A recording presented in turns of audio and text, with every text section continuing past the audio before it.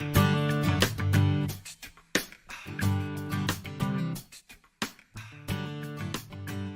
I think about us, think about you.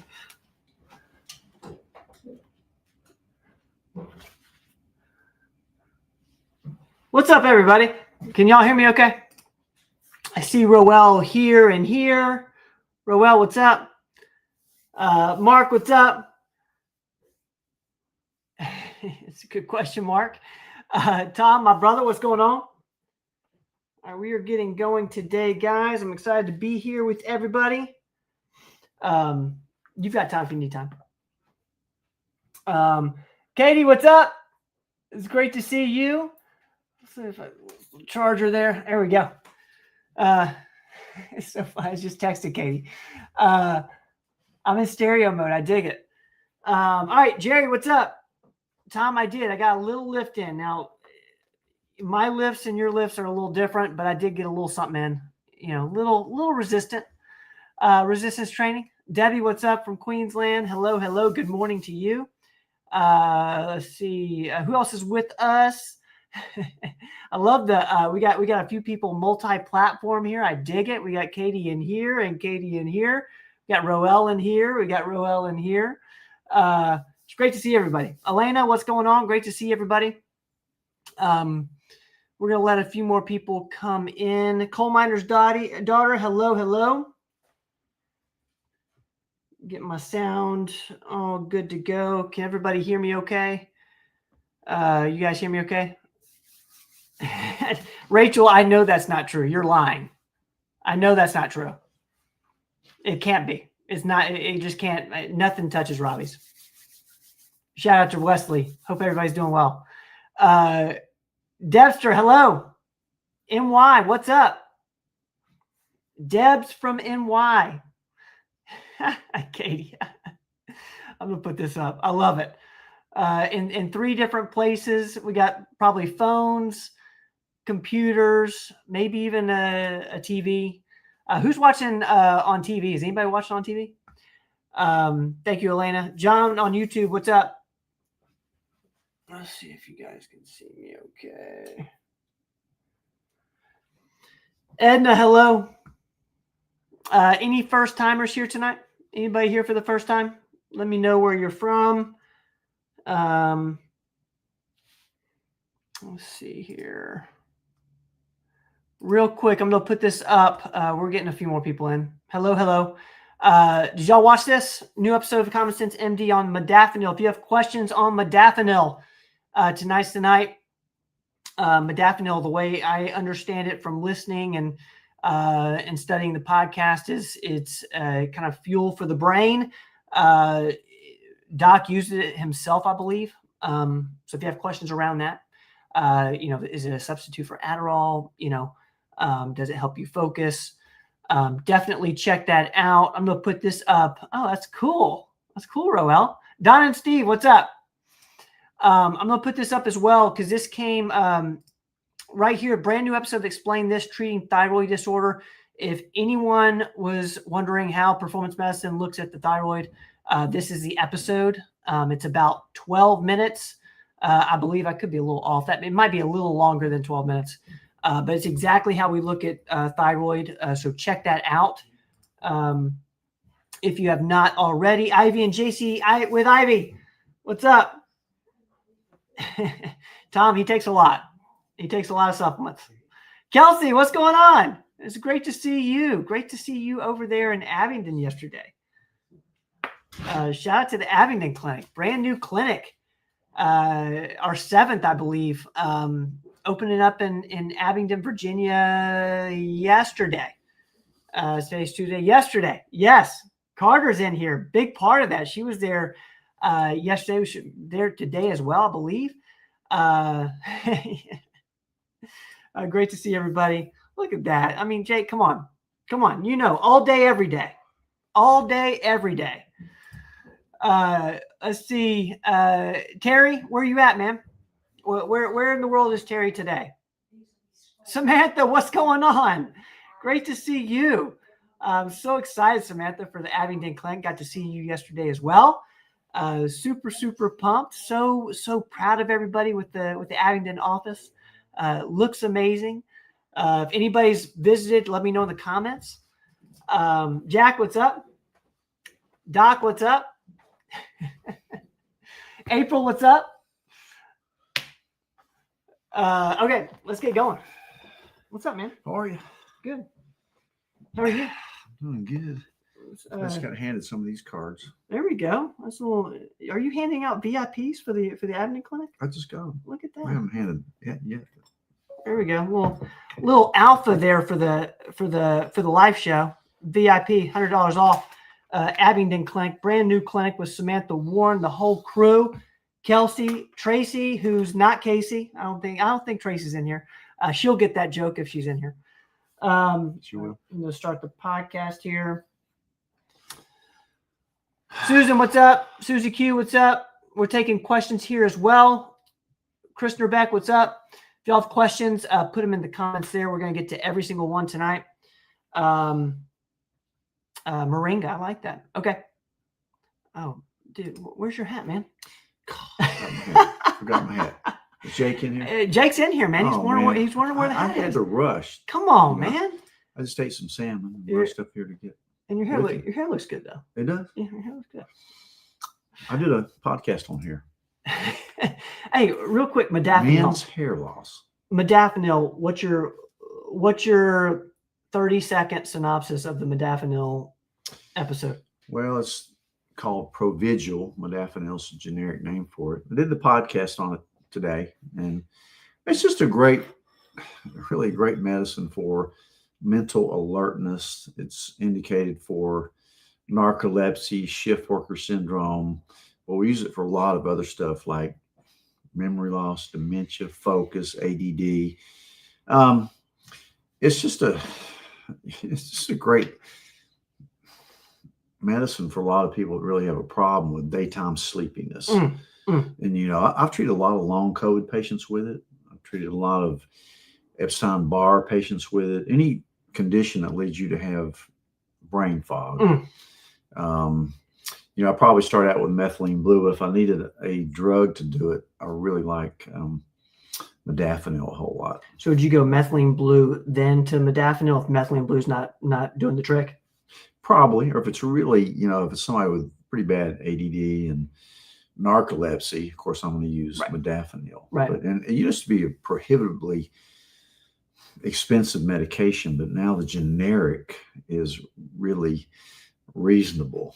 I had one patient who came up to from Knoxville to see me in Kingsport, and they had obvious narcolepsy, even diagnosed in a sleep lab. So, of course, I prescribed modafinil, and they go back to Knoxville to the CVS, and calls me from the CVS and said, I can't afford this medicine. It's $750 a month. And I go, well, put the pharmacist on. I need to talk to him. He came on, and I said, are you telling me that generic modafinil costs $750 a month? He says, yeah, that's what we charge for it. So I got on it and had the nurses help me.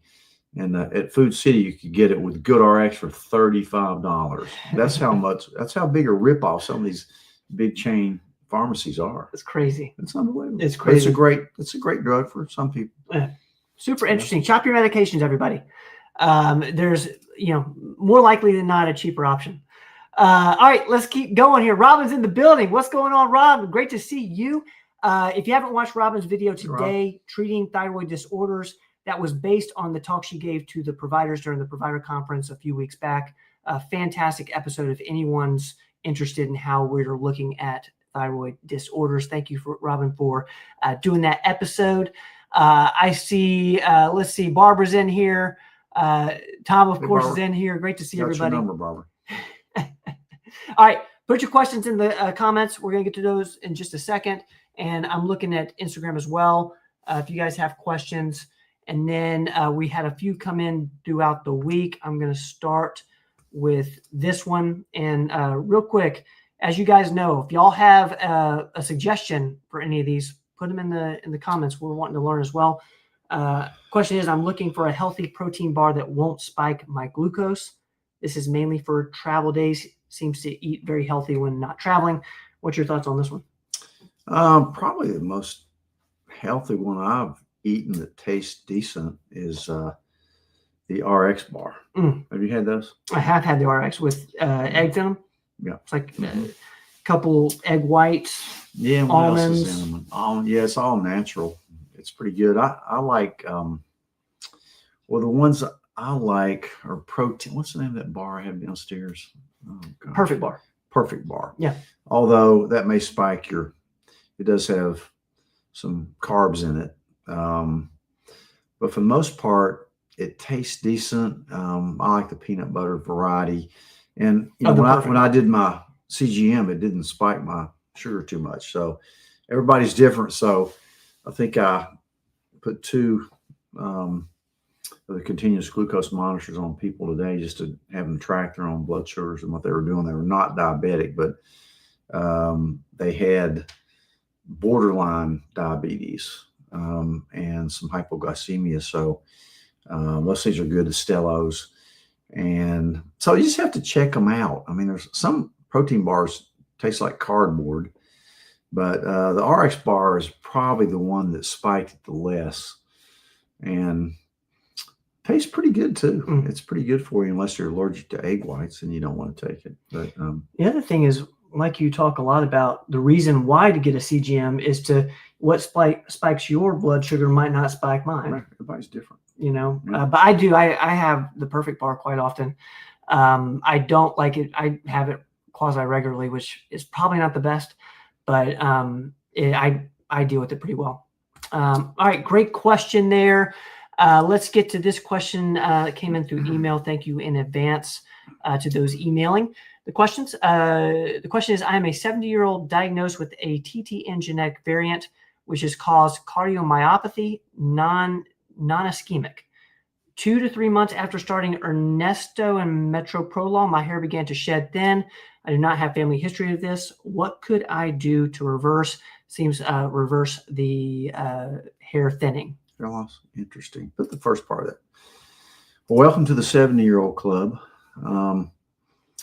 I hope you're doing well. That's a fairly rare genetic variant. I have read about it, and I'm pretty sure it's where that genetic variant doesn't code for the protein that makes a part of your sarcomere. That's the part of a muscle that will help contraction, called a titan. I remember the Titans, the Tennessee Titans. It's called a titan, and that is what makes a sarcomere, a muscle, strong. And in that variant, if you're unfortunate enough to have that, it's causing cardiomyopathy, which is what it can cause. It can also cause breathing problems, and maybe some other musculoskeletal problems. But non-ischemic is a good variety to have. Thank goodness you don't have ischemia. But there are ways to treat this, and a couple of them are things you're already doing. You're on a blood thinner and you're on a beta blocker. As far as hair loss, I don't think the blood thinner is going to be causing it, but it could be the metoprolol. It's still not the rule that it will cause it, but certainly beta blockers can, especially the early generation ones like propranolol, metoprolol, atenolol. So that definitely could do it. It's some people have a genetic variant. If you listen to my podcast from last week on male hair loss, it's pretty informative. But my favorite beta blocker really that shouldn't cause you as many side effects as some of those earlier generation beta blockers is carvedilol. So you might ask your cardiologist if he could switch you to carvedilol if you're sure that's what caused it. And it sounds like it because you started the medicine and nothing else happened different. But there are ways to prevent that hair loss and reverse it for sure. One of them is finasteride, DHT blocker. Again, like I talked about last week in the hair loss video, A lot of hair loss is genetically predisposed, but it's also can be hormonal. Mm. So you need to get your hormones checked. Definitely get your DHT level checked, dihydrotestosterone. And, if it's up a little bit, try finasteride. I also like minoxidil, which is an alpha blocker, that blood pressure medicine, but it's Rogaine really, but orally. You might want to check with your cardiologist to make sure that's not going to interfere with your cardiomyopathy. So don't start taking that one. Finasteride, and again, these are prescription medicines, would be the place I would start out, along with some hair vitamins. We do formulate our own hair vitamin. I think it's really good. Red light therapy, I think, is good for people with hair loss. So it could be your beta blocker.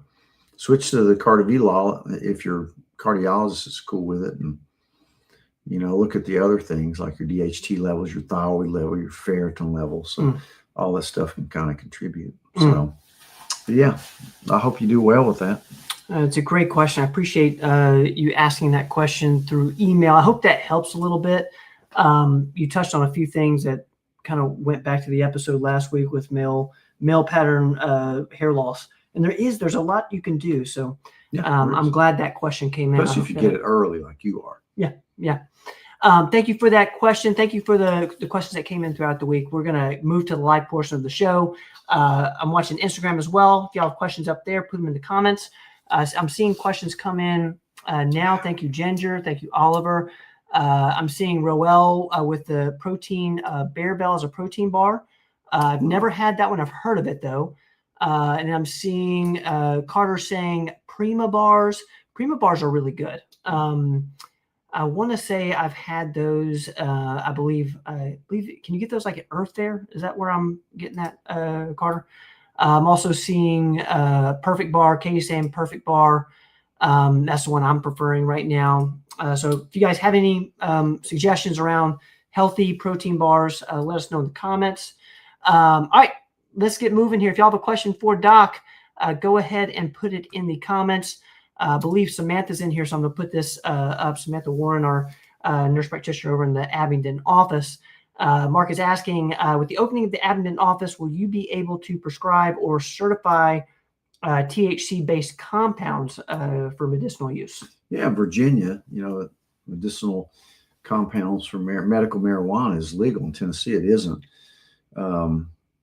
That's one reason I have my two offices in Virginia, Bristol, Virginia, and now Abington.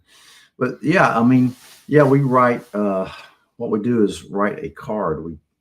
We have to take a course in it and get certified in it. But of course, we don't sell it, but they have dispensaries that have pharmacists in them that are very knowledgeable about THC. So, you can come in if you qualify. We can sign a card for you to take to them and talk to you about what kinds you may need. But certainly there are a lot of medical uses for it. Mark, thank you for that. Shout out to the Abingdon office, just opened this week. It's a great office. It's such a cool office. It's so Samantha's cool. good. And pair it with like I was telling the team yesterday, pair it with like a really cool lunch. They got the best lunch spots there. That's just a great town. Like I love going up there. I rode the Creeper Sunday. Yeah. Your bike broke down, didn't it? Yeah.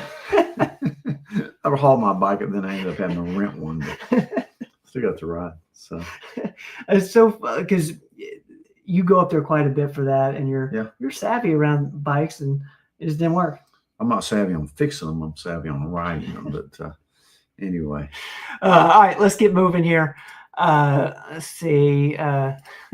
Tom's asking, how many damn supplements does he take? Quite a few, Tom. You don't believe my drawer. If you had to guess, what would you say?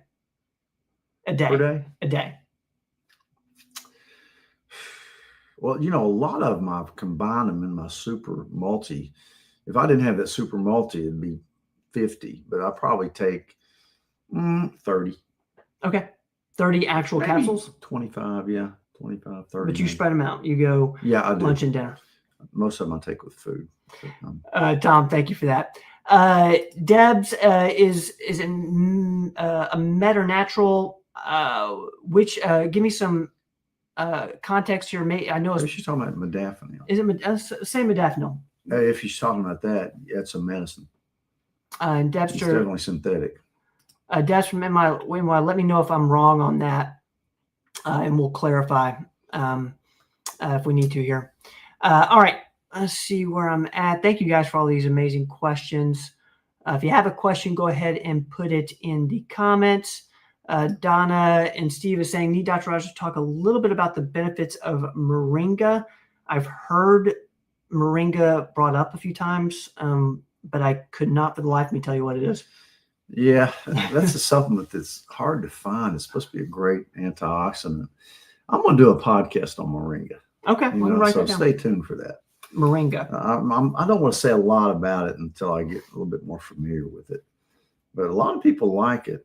I found it hard to get. But maybe if anybody has any ideas about where a good source is. Let us know in the comments, guys, if y'all have more info on moringa.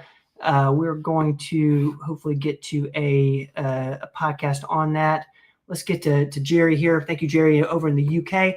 Can you take ivermectin, fenbendazole, and use 7 milligrams of nicotine patch?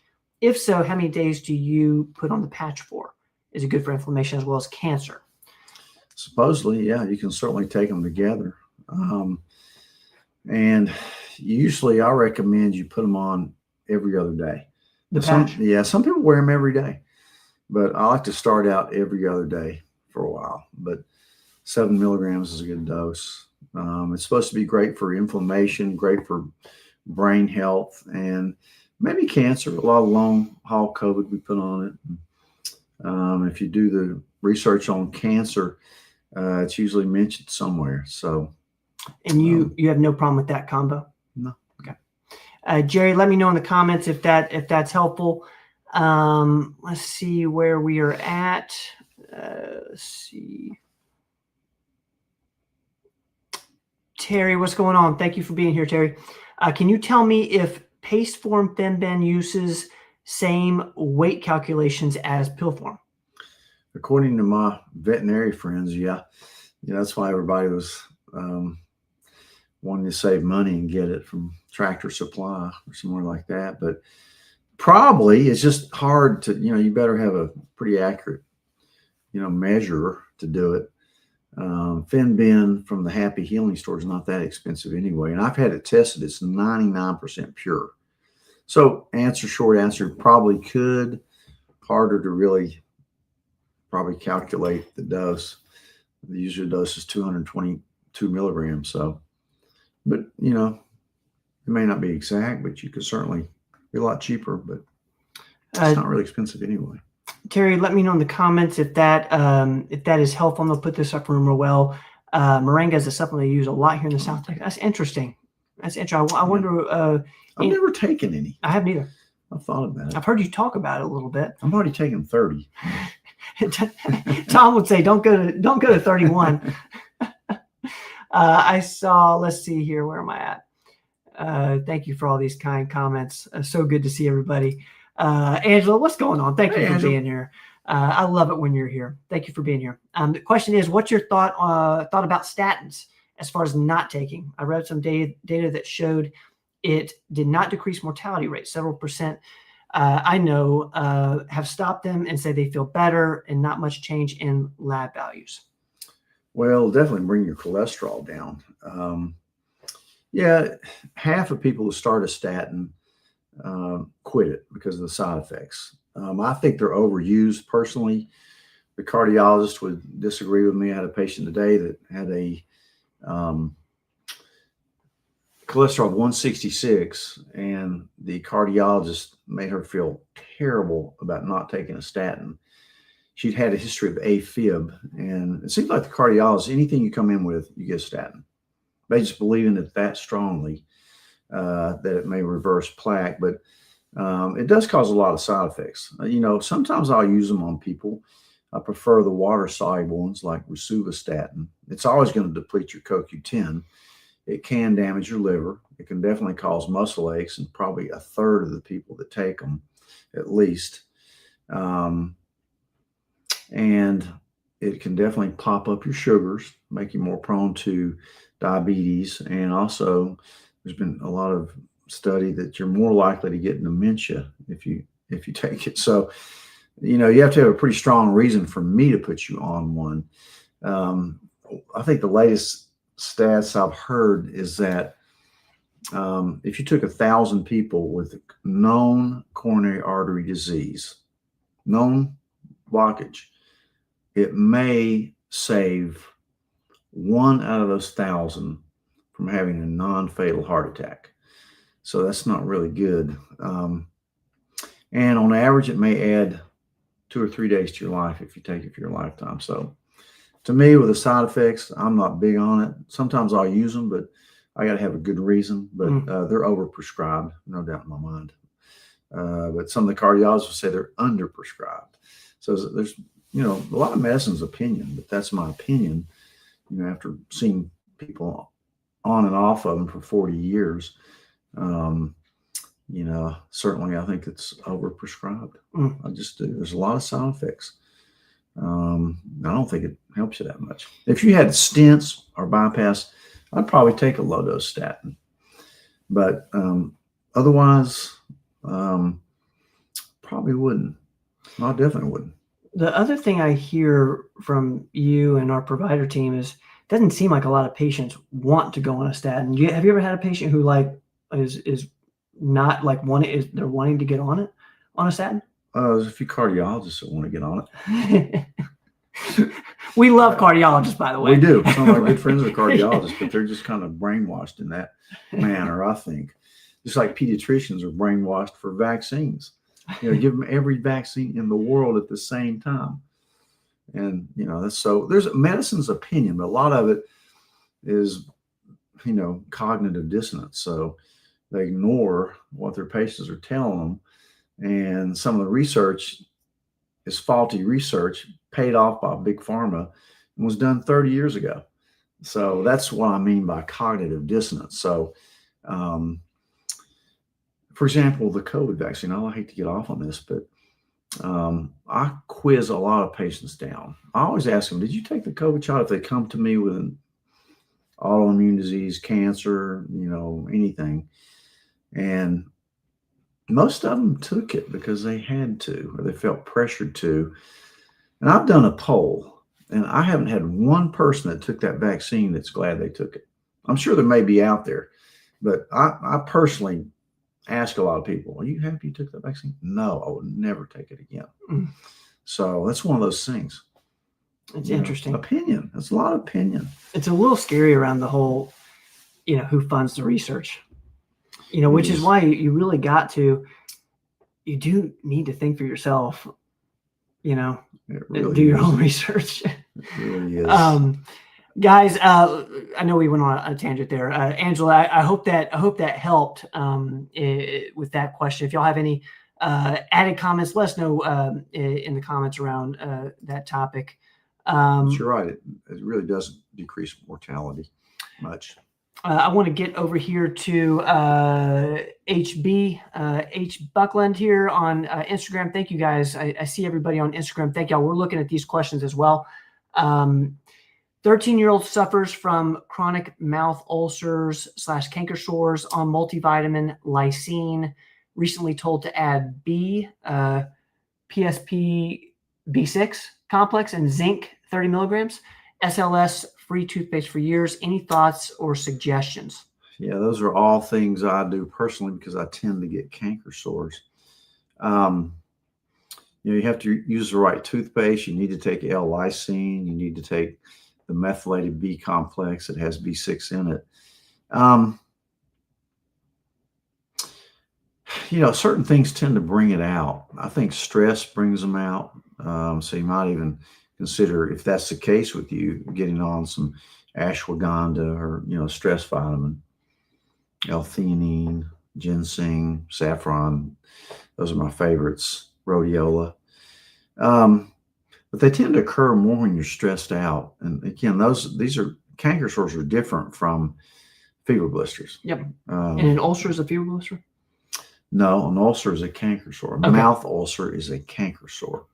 We call it an aphthous ulcer. A fever blister is herpes simplex virus. Okay. They look totally different, but those canker sores get painful. Yeah. Especially when you brush your teeth. I have a friend who like can't eat when he had like like he loses a lot of weight when he gets them. They're horrible. Yeah. You know, it's interesting. The one side effect of rapamycin, which I take, is supposedly canker sores. It's well known. It's weird when I started taking rapamycin for longevity, they got better. Really? So, yeah. So it may be dose dependent, but you know, when I get one, there's the next thing I'm going to try is DMSO on it. I see. Oliver had a comment on that. I want to put that up. I'm going to try a little topical DMSO on your canker sores. Yeah. Mouth ulcers. Yeah. And there is clotrimazole, helps pretty well. It's a prescription ointment you can put on them. But yeah, they're tough. They go away. But man, I've seen some terrible ones on people. Terrible. Is there a trigger often? There's always a trigger. Always a trigger. Whether it's a food. So look at your diet. Try to go gluten-free and might even consider a carnivore diet with grass-fed beef. H. Buckland, does that help any? We bounced around a little bit, but let me know if that helps a little bit. Twospiration, I see you. Great to see everybody over here on Instagram. Thank you all for hanging out. We are taking questions here, so if you have a question for Doc, go ahead and put in the comments. H. Buckland, let me know if that helps. Let's get over here. I see a YouTube question. Thank you. I see Megan over here. Okay, let's go to Megan, and then I'll get to Elena. Megan's asking, recently saw a video recommending NMN for insulin resistance. Never heard of this before. What's your thoughts on this, or what other supplements to help support insulin resistance? Great question. Yeah, I don't know that, it helps insulin resistance so much. I'd prefer berberine for that, but there's NMN and NR, which really are precursors to NAD plus, and which I prefer other than NAD plus, because NAD plus is a tough one to get absorbed. And some people take it in IV, which I don't recommend. We've played around with the sub-Q injections. I'm not so sure about how it works. It's for energy and also for longevity. But I do like a combination of NMN and NR. I think that is a pretty good thing to do. If you listen to Peter Attia, he thinks they're both weak, as far as these studies on them, as far as longevity studies. But I like them. I think I like it. I don't know so much about insulin resistance. I think there's better supplements for that, like berberine, dihydroberberine, is a really good one. And a better diet. The best thing you can do is eat better. But berberine is something I've really seen work wonders with lowering insulin levels, C-peptides, A1Cs. It really works. I think it works as good as metformin without the GI side effects of metformin, which is commonly thought of the ultimate longevity drug. But so yeah, I would take them, and I'd add berberine in there for sure. Megan, thank you for that question. I hope that helps a little bit. I'm going to get to see. I saw it there, Elena on YouTube. Thank you, Elena. Have you tried Truvani bars? The purest I found. Wow, I've never heard of that. I'm gonna have to order some of those. Truvani. I'm gonna write Sounds that down. Italian, doesn't it? Sounds very fancy. So you like the way they taste? Truvani. Yeah. Elaine, thank you all. Thank you, I'm Elaine. gonna try that. Most people don't eat enough protein. You need more protein. What's your dose? Usually, just for a normal person, 1 gram per pound. It is. It's more than you think. It's a lot. It's hard to eat that much protein. John is asking, day 6 using Stello, A1C of 5.7, trying to see what to avoid. Showing a pattern of very low in the middle of the night. Doc, have you seen this? Yeah. Anything to be I sure worried have. about? I don't know what you're saying is very low to get symptomatic with it. If you're at 40, if you're symptomatic from it, you may want to try eating some protein before you go to bed. Otherwise, I don't recommend you eat anything. But Is it bad to get really low in the middle of the night?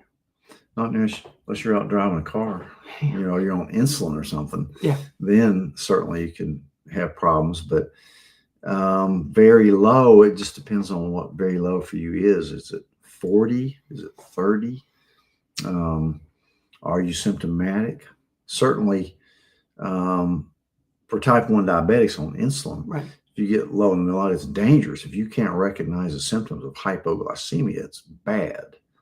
For a person that's not on a medicine, rare that it's going to cause a problem because your liver starts putting out a little bit through gluconeogenesis. So not really, but it's interesting. It's really interesting what it does. And in the morning, you probably get a little spike because of cortisol, that dawn phenomenon where your cortisol pops up to wake you up and it'll raise your sugars a little bit. So that's kind of normal.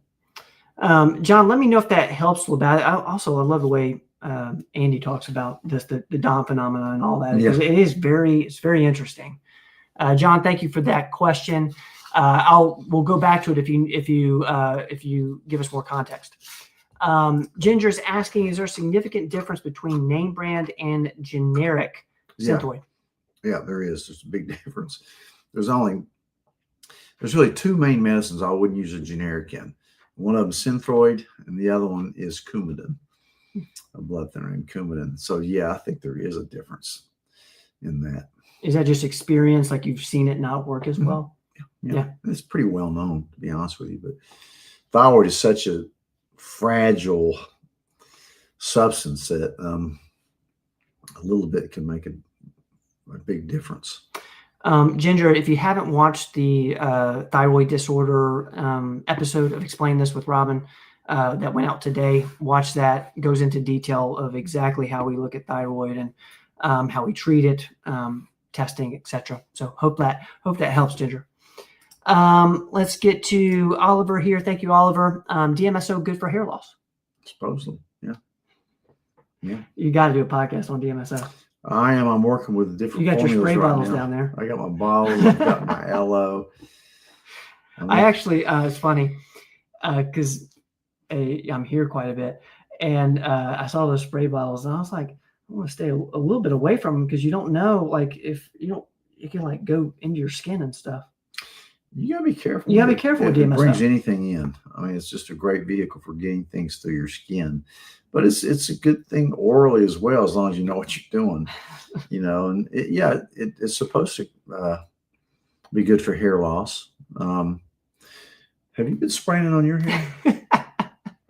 You're having some hair loss back there. I'm getting some. Is that why you're growing it so long? You're gonna try to pull it over or something? Do a comb over? No, I can't do it. No, I'm not gonna do a comb over. I hope not. But I am getting some complaints on the home front about the hair. Yeah, right. needs to be cut. Yeah. Looking for a barber in the Tri-Cities. If you play guitar and sang country music, it'd probably it'd work. It'd work pretty good. It would work. Oliver, thank you so much. Stay tuned. We're going to talk more and more about DMSO. I haven't heard you say many bad things about it, other than that it's so good at what it does. You do got to be careful. It smells bad. It smells bad. Yeah. Susan, I see you. Hermit, I see you. Great to see you guys. If you all have questions, put them in the comments. Thank you, H. Buckland. Let's go. If I'm missing anybody, let's see where we're at. Thank you for all these questions here. I'm going to put this up from Donna and Steve. Organic Moringa, Amazon name brand, micro ingredients. Cool. Thank you, Donna and Steve. Thank you. Let's see. Let's get to Barbara. Do I need more context here? Do they THC for pain? Are we talking about THC for pain, Barbara? That might be what we're talking about here. In Virginia. And not make you dizzy? They do use it for pain a lot. Actually, it's a prescription medicine for pain and nausea and stimulate appetites. It's called Marinol. That's a prescription controlled medicine. But yeah, I mean, people respond differently to THC. Some of them really get a little anxious, more, for most people, it calms them down. Uh, but some people just react to it differently. They get real anxious, sweaty, tachycardic, paranoid, dizzy. So you have to really be careful. I've seen it more with the gummies. Because those things don't kick in for an hour or two, and you think, well, this thing didn't do a thing. I want to take the whole thing, and then 2 hours later, you can't walk straight. I'm too scared of it. Yeah, it can be good, and you can get symptoms from it. Yeah. But Barbara, let me know if that helps. I think that's what you were talking about, John, in regards to the CGM, seeing chart around 50. okay, so that's a not little bad. at night. Yeah, okay. Mine did that. That's okay. not bad. Thank you, John, for giving me some context there. Let's get to Ruel. Ruel, what's going on, man? Great to see you. I am super intrigued with the idea of modafinil with the podcast today, along with my methylene blue. I need to figure out how to get it here in Colorado, or Columbia. It's Colorado. Is it Colorado? But would be a good dose for a 193-pound male. So I'm thinking he's talking about the modafinil dosage. Well, the typical dose is between 100 milligram and 400 milligram. Average dose would be 200. I have a lot of people get the 100 milligram and just half it starting out. But the average dose would be 200 milligram, which should work. Now, rarely, I don't think I have anybody on over 300. But it's pretty interesting. You can take it with methylene. You could. I wouldn't start both of them at the same time, though. Again, if the methylene blue is not helping in that regard, to add 100 milligrams of modafinil. Let's see how you do. Ruel, let me know in the comments if that's if that got the question there for you. It seems you might need help figuring out how you're going to have a prescription for it as well. Okay. Thank you for that question. I'll go over here to, I see Donna, I see Clayne. Betty, what's up? Susan's asking over here on Instagram. We're taking questions over here too, so if you have questions, put them in the comments. Susan's asking, this may have been addressed in the podcast today, but what do you recommend if thyroid is on the low side of normal? Treat the symptoms. Never treat a lab. I always treat the symptoms. And typically with low thyroid, you're tired, you're gaining weight, you're losing hair, you're cold, running a subnormal temperature, maybe constipated, dry skin. Another good way to blood testing way to do it is to take your morning temperature for a week before you get out of bed. And if it's averages 97 or below, you've got a thyroid problem usually. But I treat a lot of normal thyroids. I like to look at the free T3, and I like to kind of suppress your TSH to around 1. So, but a lot of it really depends on the symptoms. And I start out slow. I don't use a lot of Synthroid anymore. I prefer the porcine thyroid medications like Armour and NP, which have T3 and T4 plus T1, T2. Go to Robin's. We'll explain this for today if you really want to find out a lot about it. She's really good at it. Susan, let me know if that helps. And she talked a lot about reverse T3 as well. Reverse T3, you can really get into it like that. That's important. Yeah. But in general, I go more by symptoms than I do an absolute lab number. Susan, let me know if that helps in the comments. Thank you for that question. Let's go to I'm seeing a few questions come in over here. Thank you guys. Let's see if I can find. Let's go to Don here. Then I see Mark's got a question as well. Thoughts on beetroot powder for blood pressure / heart health? Yeah, it's kind of a natural nitric oxide booster. A lot of people use it. A lot of people use it for ED. So it will lower your blood pressure a little bit. therefore taking pressure off the heart. So I like it. Let's get to Kathy. Thank you, Kathy, for being patient with me. Any effective help for tinnitus and pulsatile tinnitus with long COVID? Somebody told me something the other day about tinnitus with long COVID. I think it was a stellate ganglion block, but you'd have to get one of the pain anesthesiologists to go in there and do it. Tinnitus is tough. I don't think any of those supplements really work for it. But if it's associated with long COVID, I always use low dose naltrexone, which may be somewhat effective for tinnitus. And again, if you have pulsatile tinnitus, you might want to check your carotids, get an ultrasound in the carotids, make sure you don't have any blockage, especially if it's unilateral. So definitely keep that on your radar. But so probably LDN in that case, low dose naltrexone might help. Kathy, I hope that helps. Thank you for that question. Let me know in the comments if that's helpful. And then I'll get to Vicky because Vicky has a question around the ear as well. Talking about vaccines, what are your thoughts on the shingles vaccine?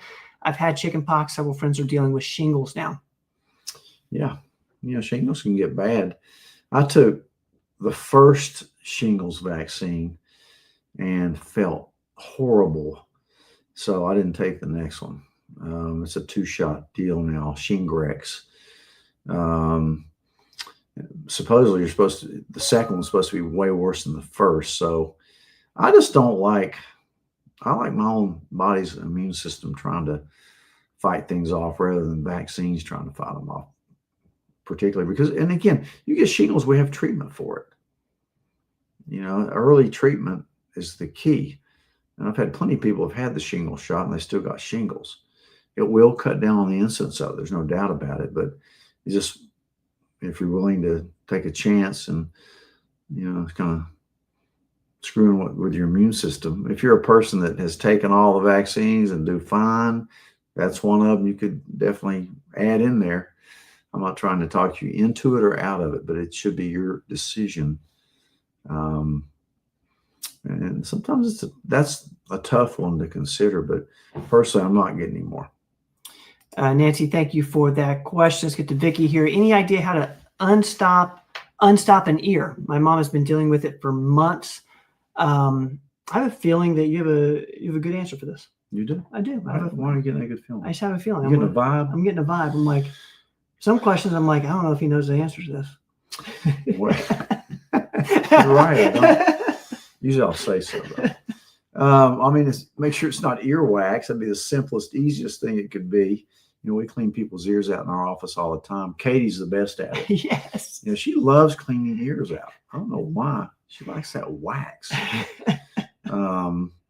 So if it's not earwax that's causing it, it's probably eustachian tube dysfunction, and that tube that runs from your throat and sinuses to your middle ear, kind of like when you're trying to pop your ears when you're going over a high area on an airplane or on a mountaintop, and you kind of hold your nose and blow, and it'll pop, kind of like you're decompressing. But I like Flonase for that. Sometimes before I get on an airplane, which I must have small eustachian tubes because they plug up and they're painful when you get at altitude. So I take a little bit of Afrin before I get on a plane. Have your ears as well as nose? Oh yeah. Okay. If you have a eustachian tube problem. Okay. Vicky, decongestants may help too. Great question, Vicky. Thank you for putting that in. Saline rinses sometimes. This is if it's eustachian tube or sinus related and not just wax. Let's see here. I'm going to put this up from Mark. Thank you, Mark. A Navy physician used silver nitrate sticks to cauterize and relieve the pain of a aphthous ulcer on my uncle. Yeah. Aphthous ulcer on my uncle. A long-standing milk provides rapid. That's really cool. Thank you, Mark. I've tried it many times and it doesn't work for me. It just prolongs the ulcer for me. And I've tried it on multiple patients. Sometimes it works, but it is an old kind of remedy. You're just burning more of it out. and it has to heal as well. But I've done it, and I've even given sticks to people to try it, and some of them liked it. Others it didn't. It didn't work for me. Let me put this up from Vicky. Not wax, been taking Flonase with no help. Okay. The other thing you may end up doing is getting an x-ray of your sinuses and making sure you're not completely blocked off. That's possible, especially if it's unilateral and you have pressure over one of your maxillary sinuses. It could definitely be a chronic sinusitis. But that needs to be looked at. If something's going on, the ENT docs have a way of measuring the pressure in your ear with a little device they stick in your ear. I've had to have people, have fluid in there. They had to get it drained. Especially because it's probably affecting your hearing as well. Yeah, I bet. Yeah, so look at if you're not getting anywhere with your family doc, see an ENT. Get some X-rays, have them measure the pressure in your middle ear, and treat accordingly, whether it be antibiotics, steroids, tube. There's a way out. All right, Vicki, thank you for that question. I'm going to look here, see if I know I missed a few. Thank you, Ruel, for that comment there with the modafinil and methylene blue. Let's see, Don and Steve, could stress cause blood sugar spikes in gestational diabetes? Gestational, yeah. Gestational. For sure. Okay. Yeah. When you're pregnant, you can't use metformin and other blood sugar medications, so they put you on insulin. It's got to be, diabetic range. So it depends on what the spikes are. But yeah, stress causes release of cortisol, which is like taking prednisone. It'll elevate your sugar every time. So, yeah. Plus, now that if you're pregnant, you don't want to be taking acetaminophen if you listen to the news. Yeah. Thank you for that question. I'm going to put this up from Jack. Do you guys do telehealth visits? We do, but in Tennessee and Virginia right now, only those states. But we're working on it. We're trying to do a lot more states. During COVID, for 4 years, we did every state because it was legal. Now they're putting those rules and regulations back in again. Yeah. Jack, we're working on it. Thank you, brother, for the question. Let's see if we got any more questions here. If I'm missing anybody, if I'm missing you, go ahead and put it at the end here for me. I'm going to get to Amber here. Thank you, Amber. Thoughts on colloidal silver for asthma? I certainly like it for sinus infections. And, I haven't used it for asthma in anybody yet. I wouldn't be afraid to. It's safe. You're talking more in inhalation rather than just squirting it up your nose. But I'm certainly not against it. It's really a silver, and the prices are out the roof for silver. You notice that? That's been the best investment you can make this year. It's been like an 86% return on it. So nobody's coming here for your financial advice. They should. They should. This is not financial advice. No. But yeah, I wouldn't be against that. I wouldn't be against trying it. It's a great antibiotic and antiviral. I'm not sure it'll help your bronchospasm like an inhaled steroid would, or even a beta agonist would. So, if the other stuff's not working for you, or you just want to go on something more natural, you can certainly try it. I wouldn't fool around too much with asthma. Asthma can be a dangerous situation if it really gets out of control. Amber, let me know in the comments if that helps. That's a great question. Haven't heard colloidal silver in a while. So thank you for that.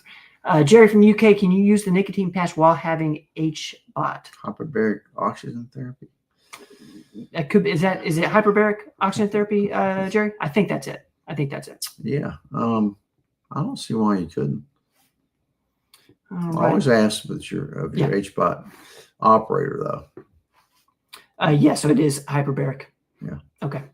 Let's get to Dr. Rogers, is there any scenario where and to get a haircut might qualify as a reimbursable medical expense? I need to get a haircut. Yeah. I need to get a haircut. That's a serious medical condition. There's no code for it.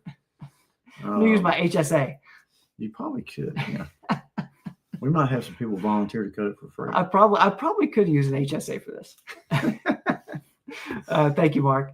I need to get a haircut. I love it. He had you on that one. Let's see.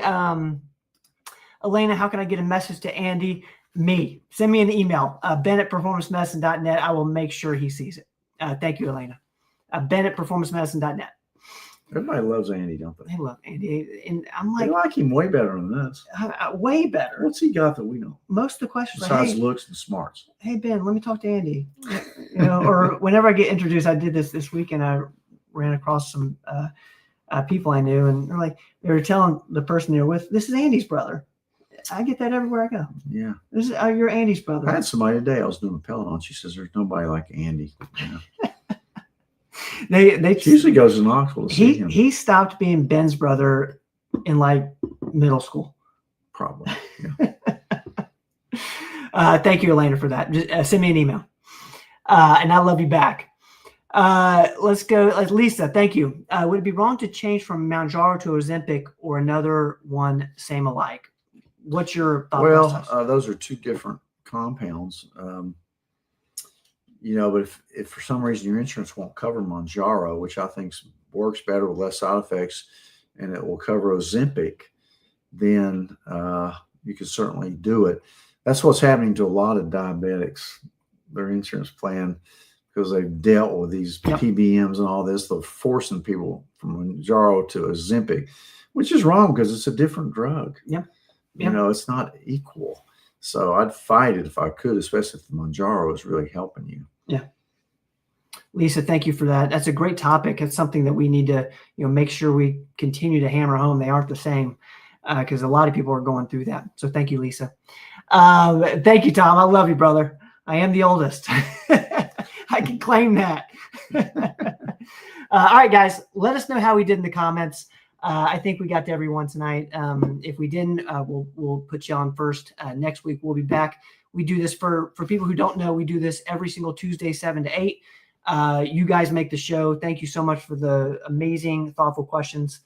We hope it helps a little bit. We learn as much from you guys as you learn from us. Let us know in the comments how we did. Tom, I love you. Thank you. Elena, thank you.